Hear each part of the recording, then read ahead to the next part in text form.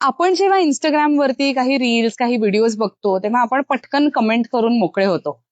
मला एक महत्वाचा मुद्दा मांडायचा आहे. मराठी बोललंच पाहिजे, असं कंपल्शन का? माझ्या सगळ्या मराठी भाषिक मित्रमैत्रिणींसाठी हा व्हिडिओ आहे. माझ्या अनेक व्हिडिओज वरती अशा कमेंट्स आम्ही बघितलेल्या आहेत. वर्षानुवर्ष मी हे ऑब्झर्व करतेय की तुम्ही मराठी बोलायला काय हरकत आहे? मराठी भाषिक आहात तर मराठी भाषा बोला. मराठी भाषा बोलायला ह्यांना काय प्रॉब्लेम असतो? मराठी भाषेत व्हिडिओ करण्यात काही कमीपणा नाहीये. तुम्ही पैठणीचा व्हिडिओ करताय तर मराठीत का नाही करत? अशा अर्थाचे व्हिडिओज वरती कमेंट्स मी बघत असते. मला एक असं म्हणायचंय की आता मी प्रथा मध्ये साड्या दाखवण्याचे व्हिडिओज करते आणि हे दाखवण्याचे व्हिडिओज करताना त्या साड्यांबद्दलची माहिती तुमच्यापर्यंत पोहोचवण्याचा प्रयत्न करते. दरवेळेला साडीचा प्रकार वेगळा असतो, मला सांगण्याचे मुद्दे वेगळे असतात, काही वेगळी खासियत तुम्हाला सांगायची असते. अशामध्ये मराठी आणि इंग्लिश, कधी कधी फक्त इंग्लिश, कधी कधी फक्त मराठी, अशा भाषांमध्ये मी हे व्हिडिओज करत असते. पण फक्त मराठीच बोललं पाहिजे आणि ह्याच्यात काहीतरी मी मराठी बोलत नाहीये म्हणजे मी माझ्या भाषेचा, महाराष्ट्राचा, माझ्या महाराष्ट्रीयन असण्याचा, मराठी असण्याचा अपमान करते असं मला अजिबात वाटत नाही. प्रथा अनेक अमराठी लोक फॉलो करतात प्रथाला.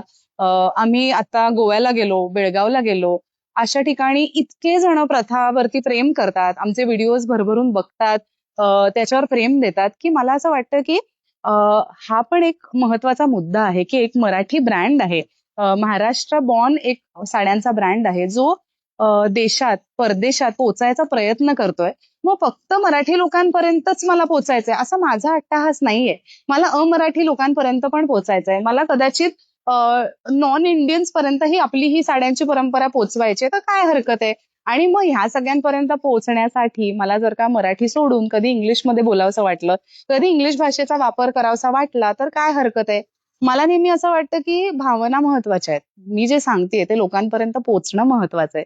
ती साडी दाखवणं हे माझं ध्येय आहे. त्या साडीतलं वैशिष्ट्य तुमच्यापर्यंत पोहोचवणं हे माझं ध्येय आहे.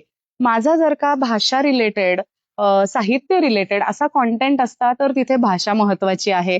माझ्या केसमध्ये माझं प्रॉडक्ट, माझी साडी हे जास्ती महत्वाचं आहे. भाषा हे दुय्यम आहे. माझी भावना महत्वाची आहे. मला तुमच्यापर्यंत काय पोचवायचंय? या असंख्य व्ह्युअर्सच्या साड्या तुमच्यापर्यंत पोचवायच्या आहेत. बरं, हे जे व्ह्युअर मंडळी आहेत ना, तुम्हाला मजा वाटेल पण व्ह्युअर्स मध्ये मराठी व्ह्युअर्स खूप कमी आहेत जर प्रमाण बघितलं तर. मी अनेक अमराठी व्ह्युअर्सशी कनेक्टेड आहे. तेलंगणामधले हजारो व्ह्युअर्स आहेत, कांचीपुरमचे हजारो व्ह्युअर्स आहेत, बनारस मधले शेकडो व्ह्युअर्स आपल्याला जोडलेले आहेत, बंगालमधले अतिशय रुरल छोट्या छोट्या प्रांतातले व्ह्युअर्स आपल्याला जोडलेले आहेत. मग मी मराठीच बोलून मराठीच भाषेत माझे व्हिडिओज करणार असं मी संकुचित नाही विचार करत. असं माझं त्याच्या मागची भावना आहे.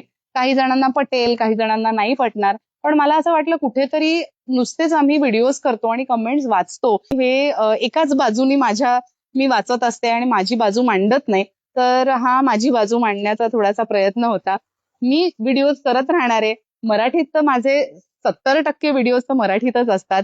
कधी वाटलं मराठी आणि इंग्लिश दोन्ही भाषांचा वापर करावा तर मी तसं करीन. कारण माझे व्हिडिओज अतिशय ओघवते असतात. मी कुठलंही स्क्रिप्ट लिहित नाही. मी कुठलंही आधी ठरवलेलं असतं मग ते पाठांतर करते मग बोलते असं करत नाही. तुम्ही बघितलं असेल माझी ओघवती भाषा आहे. मला जे मनात वाटतं ते मी बोलते आणि हे बोलताना जी भाषा जेव्हा माझ्या मनात तोंडात येईल तेव्हा ती तुमच्यापर्यंत येते. त्यामुळे माझी भाषा आणि माझे व्हिडिओज तुम्ही गोड मानून घेता ह्याच्याबद्दल मी खुश आहे, कायम आभारी आहे, ऋणी आहे. पण मराठीच असलं पाहिजे असा अट्टाहास थोडा कुठेतरी कमी व्हावा अशी माझी इच्छा आहे.